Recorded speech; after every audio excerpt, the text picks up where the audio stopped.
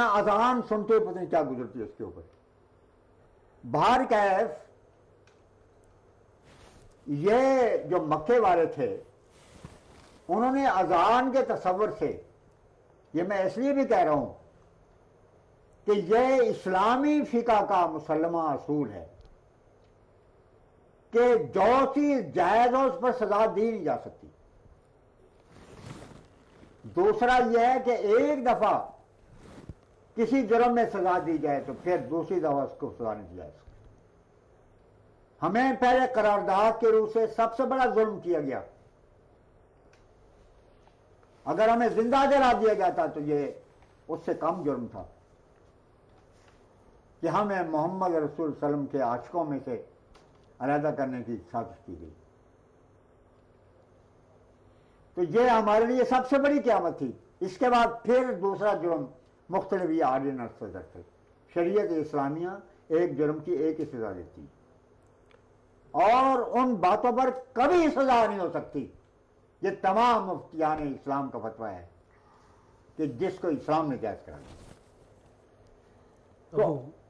جی ابو معذورہ کی بات کر رہے تھے. یہ ابو معذورہ کی بات میں کر رہا تھا اذان بھی کے سلسلے میں. جی ابو معذورہ کی روایت ہے دار قطنی میں. جی دار قطنی کا ذکر کیا جی جی اسی دار قطنی میں یہ روایت ہے کہ انہوں نے خود بتایا کہ ہم لوگ اذان کو سن کے اور یہ معلوم کر کے کہ اب ان لوگوں کا جو رسول اللہ کے ماننے والے ہیں ان کا قبضہ ہو گیا ہے، ہم لوگوں نے کہا اب مکے کو چھوڑ دینا چاہیے. اب مکے میں رہنے کی ہمیں ضرورت نہیں ہے. تو ہم ایک جگہ پر تھے کہ وہاں سے وسلم اپنے لشکر سمیت غزوہ حنین سے واپس آئے اور وہاں کیمپنگ کی. حضور کے ارشاد پر خیمے لگائے گئے. اذان کا وقت ہوا تو ایک صحابی نے اذان دی.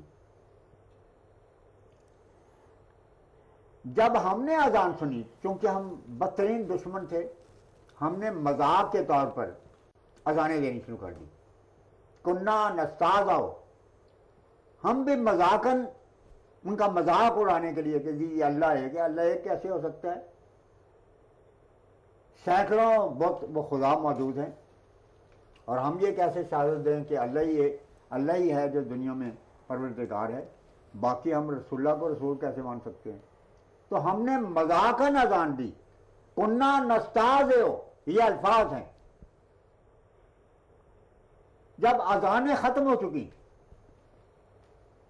تو حضور صلی اللہ علیہ وسلم نے ارشاد فرمایا کہ یہ جتنے غیر مسلم جنہوں نے اذانیں دی ہیں ان کو بلا لو. ہم کوئی 10-12 نوجوان تھے، ایک سے ایک بڑھ کر اسلام کو دشمن، رسول اللہ کا چہرہ نہیں دیکھنا چاہتا تھا، بات کرنے کا تو سوال ہی پیدا نہیں ہوتا. اور کہنا کہ میں بدترین دشمن تھا، میں بھاگنا چاہتا تھا کہ یہ چہرہ نہ نظر آ جائے، بات نہ ہو جائے. کہتے ہیں کہ مجبوراً، کیونکہ لشکر بہت بڑا تھا، 10-11 نوجوان تو بھاگ بھی نہیں سکتے تھے. حضور صلی اللہ علیہ وسلم کی خدمت اقدس میں جب پیش کیا گیا تو حضور نے فرمایا کہ تم میں سے بہترین اذان کس نے دی ہے؟ سب نے یک زبان میری طرف اشارہ کیا کہ ابو معذورہ کی اذان بہترین اذان ہے.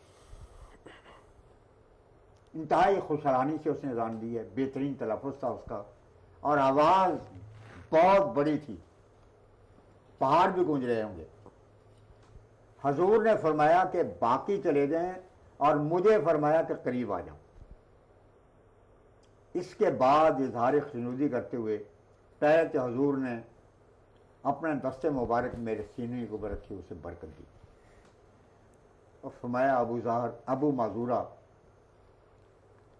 تمہیں اللہ نے آواز بڑی دلکش کی عطا فرمائی، ایک دفعہ پھر میرے سامنے اذان دو. اور یہ غیر مسلم کہ حضور کا ارشاد ہے، کہنے کہ میں نے پھر اذان دی. حضور کی خوشیوں کو کوئی ٹھکانہ نہ رہا.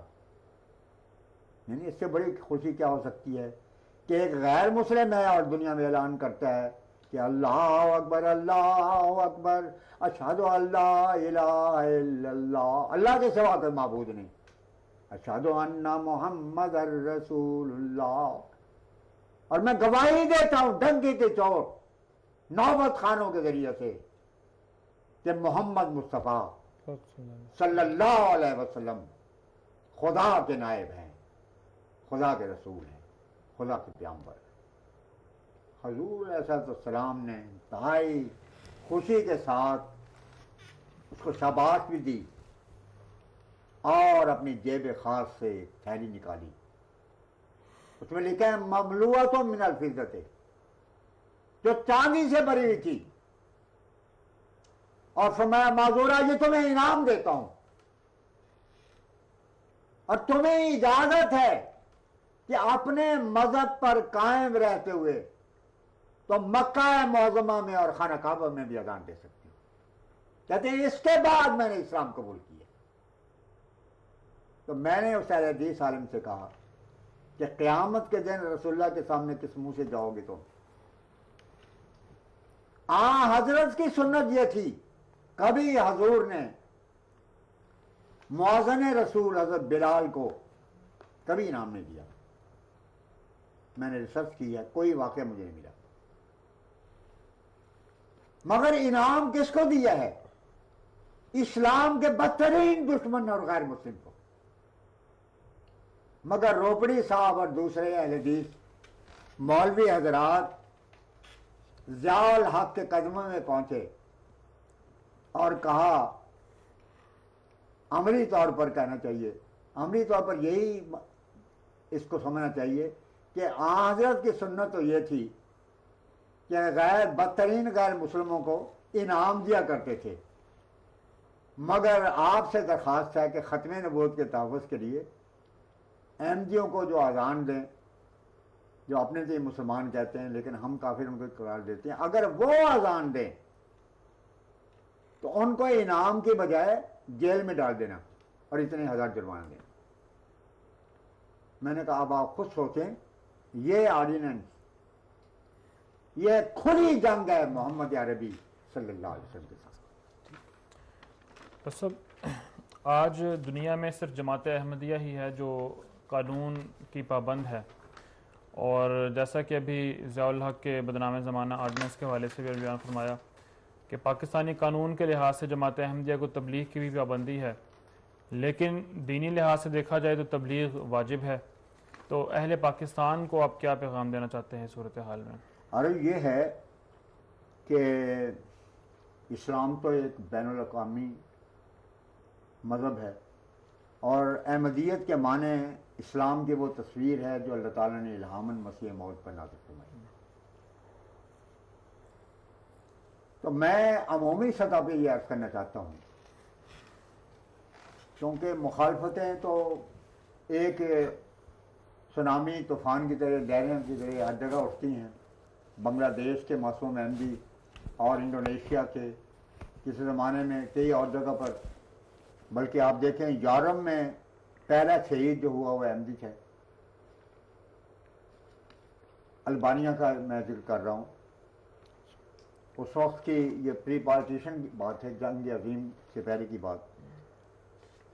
تو خدائی سلسلوں کا کرائٹیریا یہ ہے کہ خدائی جماعتوں کی مخالفت ضرور ہوتی ہے۔